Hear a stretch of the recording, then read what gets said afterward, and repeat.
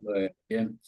Vamos a iniciar esta clase de consulta de los módulos 3 y 4 de la materia específica de precios y venta para marcas de moda. En el día de hoy, bueno, la idea sería fundamentalmente trabajar con consultas, es decir, si hay alguna pregunta específica y si no, bueno, vamos mencionando algunos de los principales conceptos, así muy rápidamente a modo de punteo de lo detallado en estos dos módulos. Pensamos si hay alguna consulta. Miranda, ¿tienes alguna consulta específica sobre el módulo 3, por ejemplo? No, por ahora ninguna consulta específica, solo sí más confusión, digamos, o con el tema de las fórmulas y eso para comprender, pero bueno, nada más que eso. Bueno, sí. Bueno, sí, hay un concepto muy importante en este módulo 3 que es el concepto de punto de equilibrio, ¿no? El concepto de punto de equilibrio hace referencia fundamentalmente a tratar de entender, eh, en primer lugar, que necesitamos saber cuál debería ser el nivel de actividad, ¿no? El nivel de actividad es como un concepto así más amplio, porque por ahí se habla solo de producción. Y está muy bien, pero digamos, nosotros podríamos decir, yo podría sacar el punto de equilibrio de una actividad que realizo en general, ¿no? Entonces, cantidad de servicios, ¿no? Entonces, cantidad de servicios a mí me implica decir, bueno, tengo una empresa de prestación de servicios, por no hablar solamente del caso tradicional de elaboración, digamos, de un taller o de confección o lo que sea, una fábrica, ¿no? En el caso industrial más común donde simplemente el caso industrial es muy similar al caso de servicios, donde tengo una estructura comprometida. Una estructura que tengo, por ejemplo, un edificio, tengo una instalaciones, tengo una serie de maquinarias, podría llegar a tener algún vehículo inclusive, ¿no? Para realizar entregas o para buscar, digamos, materiales. Bueno, todo eso implica costos, ¿no? Costos fijos, costos y gastos, ¿no? No vamos a hacer esa distinción. Acá el punto de equilibrio no hace esa distinción. Considera todo por igual, costos y gastos fijos, no le importa el nombre que le pongamos, si costo, gasto, todo lo que sea comprometido tiene que ver con la estructura ya instalada de la empresa. Entonces, la estructura de la empresa que ya tenemos comprometida implica que yo tengo que generar actividad para pagar, digamos, para poder sostener la estructura que ya tengo. Para lograr sostener esa estructura, y bueno, tengo que salir a facturar, tengo que salir a vender, tengo que salir a fabricar, a elaborar, a producir, y por lo tanto a entregar. En la medida que yo entregue, iré facturando, ¿no? En la medida que uno entrega al cliente lo que me pidió, en ese momento puedo generar una venta, una factura. Entonces la factura tendrá asociados costos. Esos costos, que no son fijos, serán costos variables. Fundamentalmente serán elementos, es decir, recursos que utilice para generar la facturación. ¿Y cuáles pueden ser esos recursos? Y bueno, lo que entendemos como costo variable tradicionalmente serán los materiales, los insumos que utilicé para elaborar, por ejemplo, una prenda o, por ejemplo, en el caso de un servicio, todo lo vinculado con la prestación de ese servicio, es decir, elementos, recursos que necesite para la prestación del servicio y que en la medida que tenga mayor actividad, esos recursos van a aumentar, digamos, porque voy a necesitar más elementos y si tengo menos actividad, uso menos, al punto que si no tengo nada de actividad, no uso ninguno, ¿no? Eso es lo que denominamos costos y gastos, si quieren también variables. Todo lo que sean costos y gastos variables son los que van a modificarse en la medida que tengo cambios en mi nivel de actividad. Entonces facturo mucho, voy a tener mucho costo variable y el costo fijo no, el costo fijo se va a mantener igual por definición de costo fijo, el alquiler en función de la estructura del lugar. Si yo elegí un taller más grande o un taller más chico, es una decisión que tomé en un momento, pero que después no va a tener que ver con que yo tenga mayor o menor nivel de actividad. Permiso, cierro acá un segundo. Ahí está. Entonces, en la medida que yo tome una decisión, eso ya está comprometido, ¿no? Alquilé, entonces firmé un contrato, es un compromiso que yo asumí, muy bien. O compré, como decía, una máquina, o compré un vehículo o lo que sea, bueno, eso me va a generar un costo fijo de mantenimiento, de sostenimiento, de pagar una cuota, de pagar un impuesto, ¿no? Todo lo relacionado con eso, un seguro, lo que sea. Entonces, bueno, eso ya está. Yo lo que tengo que hacer es cubrir, digamos, con algo que se llama la contribución marginal o margen de contribución. ¿Qué es la contribución marginal? La contribución marginal es la diferencia, es decir, es la resta entre lo que cobro, la venta, ¿no? Lo facturado, ventas menos los costos y gastos variables. Ventas menos costos y gastos variables me va a dar esto que se llama margen de contribución o contribución marginal, cambia el nombre, ¿no? Ese margen básicamente es lo que voy a necesitar para cubrir los costos fijos, costos y gastos fijos. Cuando a la contribución marginal o margen de contribución le resto los costos y gastos fijos, voy a tener el resultado de la empresa. Ese sí va a ser el resultado que se supone que debería ser un resultado positivo, es decir, una utilidad operativa, por lo propia operatoria normal de la empresa, generar un resultado que debería ser una ganancia, ¿no? Esperemos. Entonces ese margen todavía no es ganancia hasta que no le reste los costos y gastos fijos.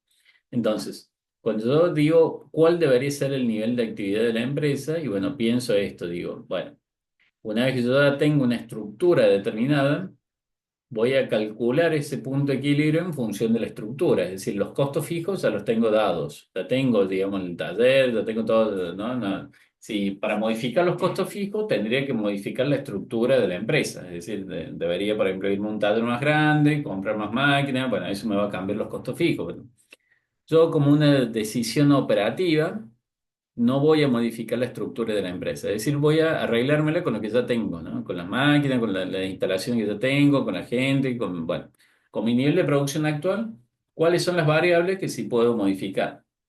Y las variables que sí puedo modificar serán el precio de venta, bueno, también es un elemento bastante limitado porque sabemos que si toco el precio de venta, eh, hay un mercado, es decir, la gente va a compararme con otros, eso es inevitable, entonces, precio de venta tampoco es que puedo poner el precio que quiera, ¿no? Entonces está como bastante dado en realidad, ¿no? El cual es el precio que yo debería cobrar por un determinado producto o un servicio.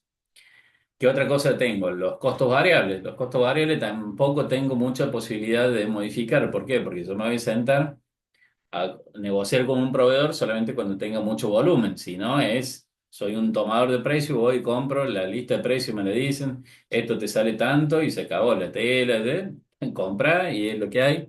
A lo sumo compararé entre proveedores, pero ahí viene el tema de que si compro menor precio, seguramente menor calidad, entonces viene la relación precio-calidad, bueno, que todo eso incide en la facturación.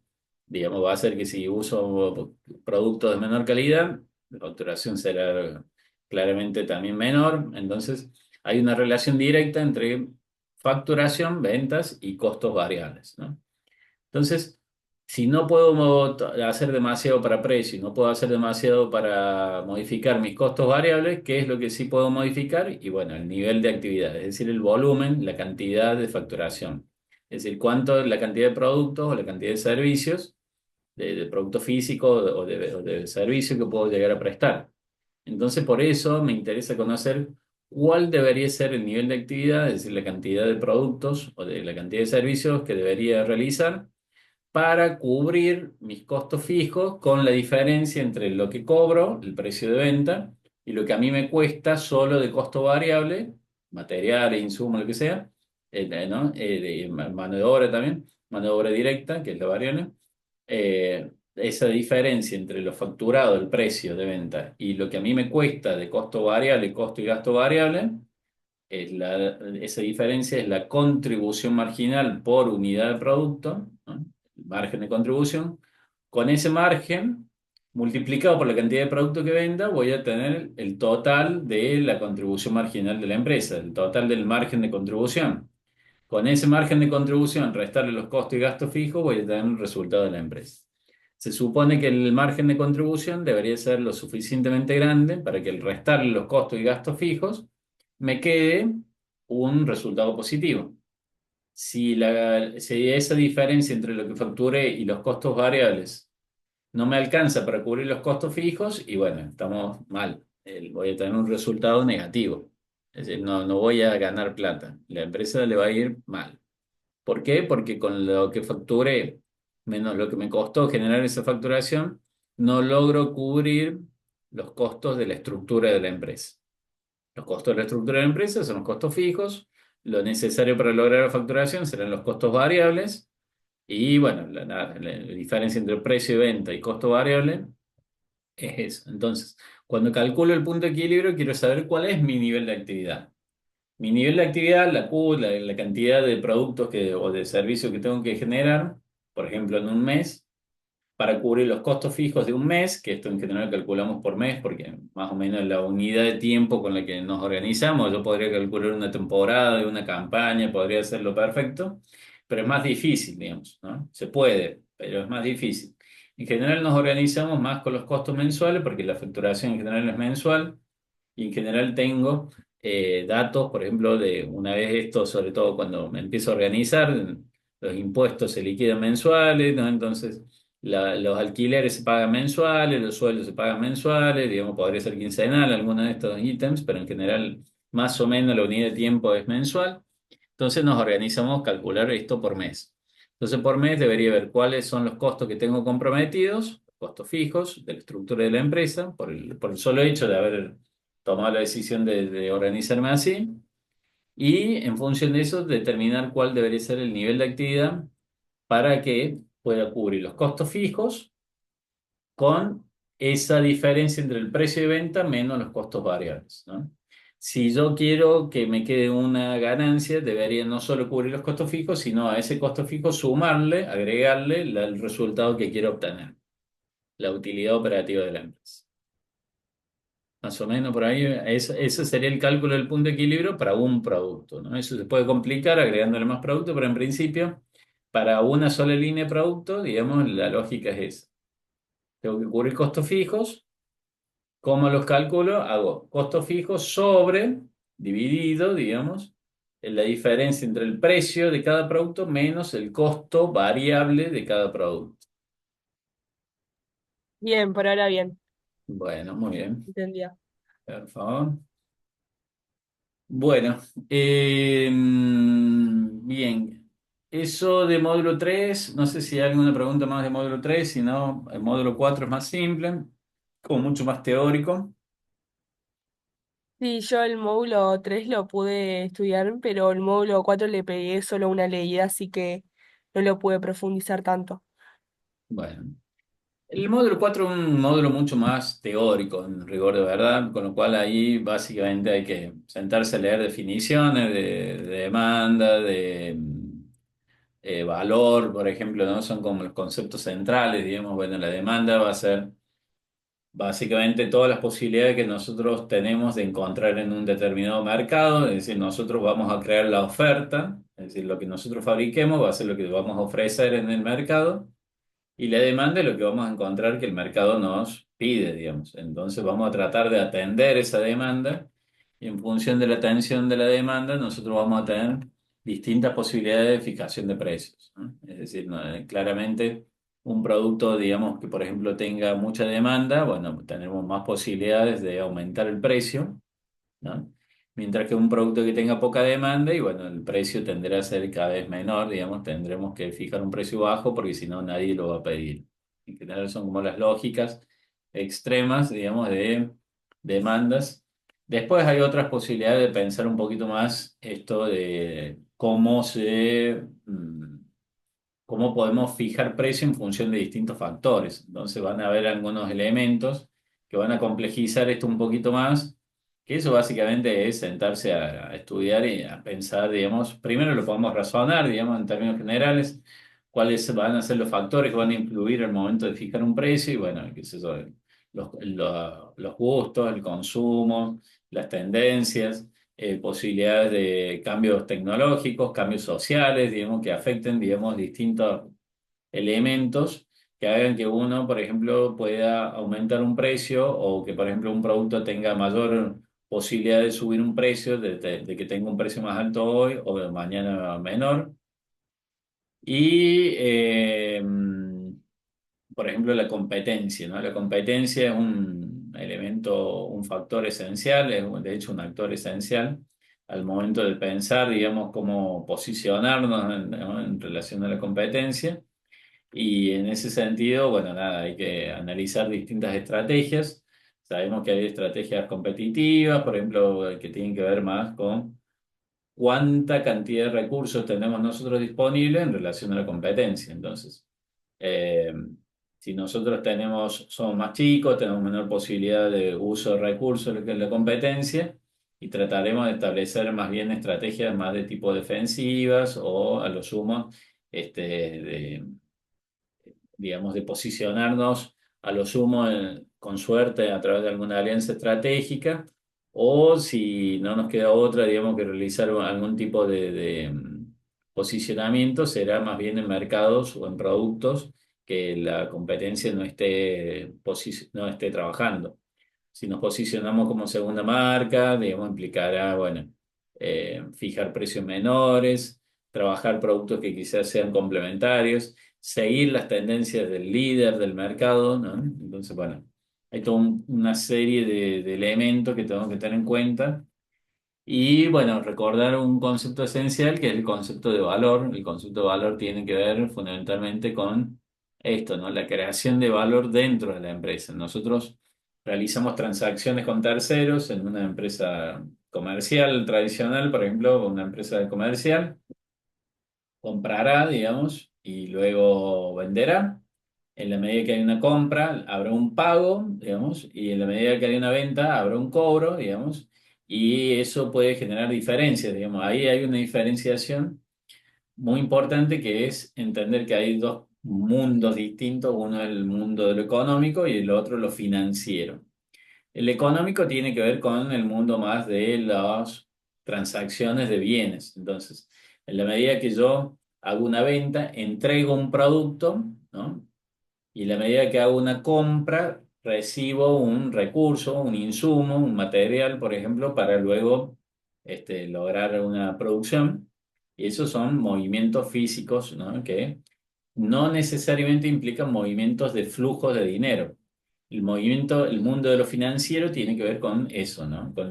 Por ejemplo, yo puedo haber hecho un pago en forma anticipada y todavía no me entregaron el producto, el recurso, el material que necesito, ¿no? El insumo.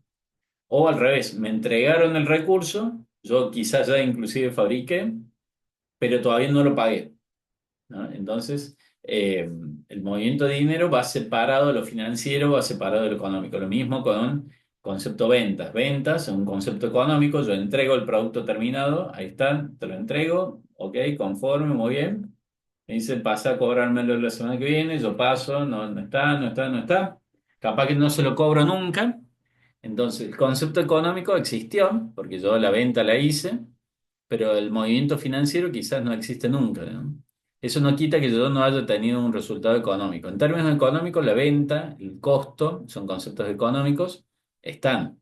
Yo entregué el producto, yo usé los recursos para poder fabricar y está muy bien.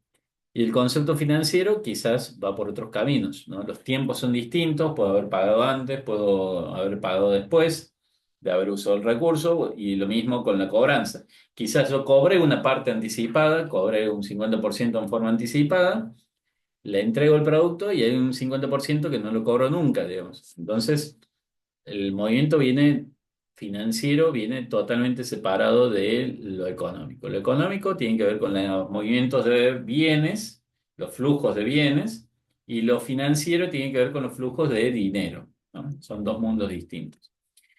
Entonces, todo lo que sean transacciones con terceros implican esto, movimientos de bienes y de dinero con terceros. Compro, pago, vendo, cobro. Ahora, en una industria, en un proceso de desarrollo, de elaboración, ¿no? De producción, yo voy a comprar algo que a diferencia de una empresa comercial, no va a ser lo que voy a vender. En una empresa comercial yo compro algo y lo vendo en las mismas condiciones que lo compré. A lo sumo, digamos, puede producirse un proceso de fraccionamiento. Por ejemplo, yo vendo tela, entonces compro rollos y vendo por metro. Lo corto, digamos, y te vendo el metro y ya está, digamos, pero no hubo una transformación física del producto en sí. En cambio, en una industria, en un taller, en lo que es manufactura, en lo que es transformaciones de proceso productivo, ahí sí, yo compro tela y no te voy a vender tela, te voy a vender una prenda con muchísimo valor agregado. Compro cuero y te voy a vender un calzado, digo, ¿no? En el cual intervinieron otros elementos, necesité una base, necesité distintos procesos productivos, distintas máquinas, necesité un cortador, necesité alguien que haga parado, necesité, bueno, alguien que haga el control de calidad final, el pegar y el momento de entregar. El ponerlo en la caja, digamos, es decir, hay una serie de elementos adicionales a la tela que hacen que yo cuando entregue ya no vendo tela, sino que entrego un calzado cuyo valor no tiene absolutamente nada que ver con el costo del cuero que compré. Es decir, habrá una relación porque una partecita de eso es, digamos, parte del costo del material, del producto terminado, pero el agregado de valor, es decir, la transformación interna de valor que se produjo, digamos, hace que el cambio, digamos, en el concepto de producto me permita a mí fijar precio de una forma este, totalmente independiente, autónoma, por supuesto con restricciones, porque si yo vendo un calzado que es muy similar a otros existentes en el mercado, y tendré muy pocas posibilidades de fijar precio en forma diferenciada a lo que ya existe, ¿no? Mientras que si yo le agrego diseño, le agrego un proceso artesanal de elaboración, y bueno, claramente ahí el valor que se agrega a ese producto no va a estar atado, digamos, a lo que ya existe en el mercado. En el mercado existirán otros productos que uno lo puede mirar y a simple vista puede parecer similar, pero el proceso de producción para alguien que entienda un poquito más, digamos, uno puede justificar y argumentar que hay mucho más valor agregado, digamos, justamente por el trabajo, digamos, incorporado a un producto, a diferencia de otro que es industrial, ¿no? Un producto industrializado es una máquina fundamentalmente que sí, que saca un montón en poco tiempo, pero justamente el valor, digamos, la lógica del valor tiene más que ver con esto, ¿no? Con el tiempo de trabajo, ¿no? Agregado a ese producto, ¿no? Entonces, bueno, hay una lógica que uno tiene que defender, que es el gran problema de de algo más relacionado con el arte, ¿no? Con lo artesanal. Lo artesanal tiene que ver, digamos, con esto, ¿no? Un artesano, digamos, implicará mucho tiempo de trabajo manual, de desarrollo intelectual, de diseño, de aplicación, que implicará que uno pueda fijar precios en forma totalmente separada o diferenciada a un proceso productivo, digamos, de un producto similar, digamos, que donde ha intervenido un proceso maquinado mucho más fuerte, ¿no? O donde hay un diseño que ha sido mil veces, un millón de veces replicado y no hay diferencia. Entonces, posibilidades de fijar precio, usos y costumbres, ¿no? El gusto, la moda, digamos, las tendencias, todo lo que implica la posibilidad eh, de agregar valor. También hay un proceso ahí de destrucción del valor, que eso no lo trabaja tanto la bibliografía, pero ya que estamos lo agrego, ¿no? Porque, digamos, la destrucción del valor se produce también rápidamente, es decir, un producto que uno consume, digamos, es exclusivo una sola vez, digamos, y después ya pasa a ser, digamos, bueno, rápidamente pierde, digamos, no tiene un concepto de valor de uso, ¿no? Digamos, al estilo tradicional, como puede ser un calzado común, que yo lo puedo usar hasta que se me rompa y no pasa nada, digamos.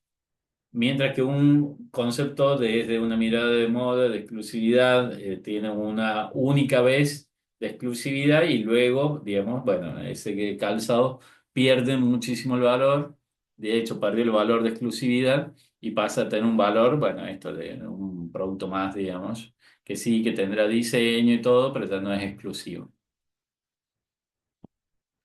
Eso a grandes rasgos, como una síntesis, es sentarse y leer, es un módulo muy teórico, pero bueno, por cierto, muy interesante y creo que de mucha aplicación para lo que es el campo de la gestión, ¿no? A nosotros que nos interesa fundamentalmente la gestión, bueno, esto es como lo fundamental, digamos, analizar. Genial, genial, se entendió perfecto. Bueno, muy bien, miren. Bueno, ¿hay alguna consulta más? ¿Algo que quieras profundizar de lo que has leído? Eh, bueno, no, más que nada mi consulta es el tema del módulo 3 de las fórmulas que alguna no las había entendido bien, pero se entendió perfecto. Bueno, bueno. Ahí recuerdo que el examen se puede asistir con lapicera, lápiz, papel en blanco, ¿no? Con las fórmulas y calculadora, ¿no? Genial. Eso es muy importante, bueno, razonarla, sobre todo porque por ahí uno memorizar puede memorizar, pero sobre todo entenderla y en la medida que haya una comprensión, se aplica y listo. Sí, la Y bueno, el aplicación. parcial es Claro. teórico práctico, ¿no? El examen es teórico práctico, así que hay algunos ejercicios muy simples, pero los hay. Y bueno, esto es la parte teórica. Bien, Bueno, cualquier consulta, pregunta que surja en forma posterior, ya saben, yo estoy a disposición por mensajería Canvas. Me escriben, yo trato de dar respuesta ahí bastante rápido, dentro de las 24 horas en general. Así que bueno, sigo a genial. disposición, comparto esta clase y bueno, estamos en contacto. Muchas gracias, hasta luego. Bueno, buen fin de año, que ande muy bien.